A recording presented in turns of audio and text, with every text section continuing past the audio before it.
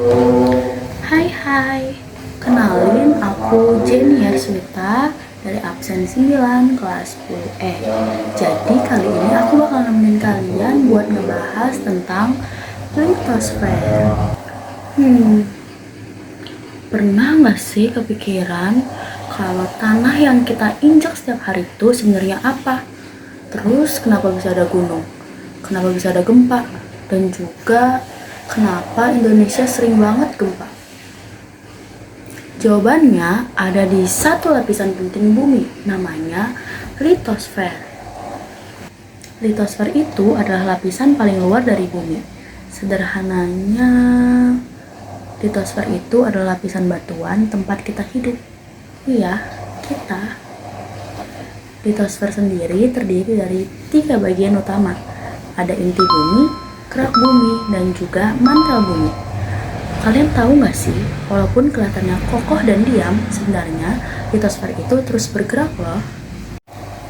Yang bikin menariknya nih, litosfer itu nggak utuh, tapi dia terpecah jadi bagian-bagian besar mirip puzzle yang disebut lempeng tektonik. Indonesia itu berada di pertemuan beberapa lempeng besar, makanya Indonesia sering mengalami gempa dan punya banyak gunung api. Jadi bukan karena kebetulan aja ya Indonesia sering mengalami gempa dan punya banyak gunung api, tapi karena posisi geografis Indonesia. Ada 3 jenis gerakan lempeng. Yang pertama ada bertumbukan atau konvergen.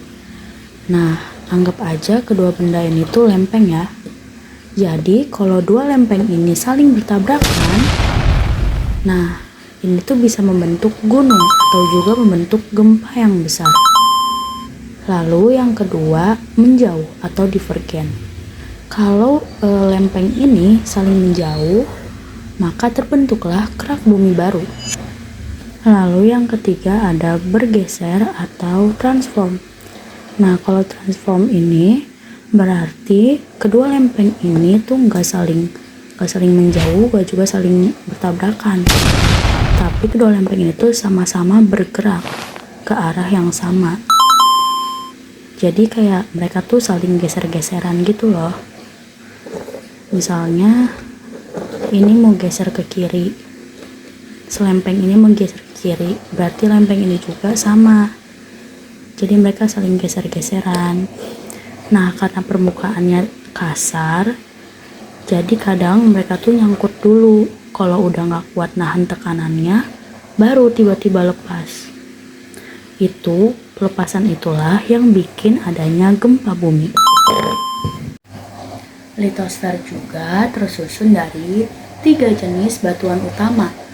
Yang pertama ada batuan beku. Batuan beku ini bukan berarti batu yang dimasukin ke kulkas ya, terus dia jadi beku, guys. Tapi batuan beku itu dia tuh dari magma yang membeku. Lalu yang kedua ada batuan sedimen.